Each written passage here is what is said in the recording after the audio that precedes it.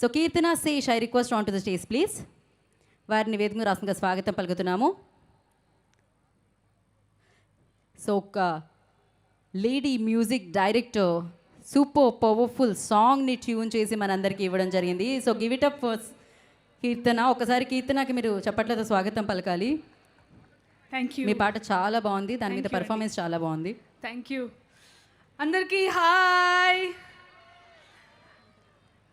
Firstly ఇంత పెద్ద stage నా డెబ్యూ మూవీకి as a music director it's a privilege. I'm very grateful for RGV sir.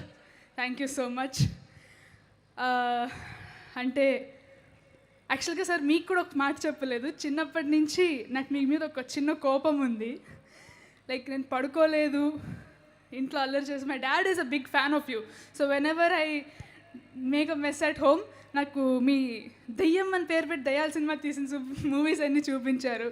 So yes, but anyways, jokes apart, thank you so much for the opportunity.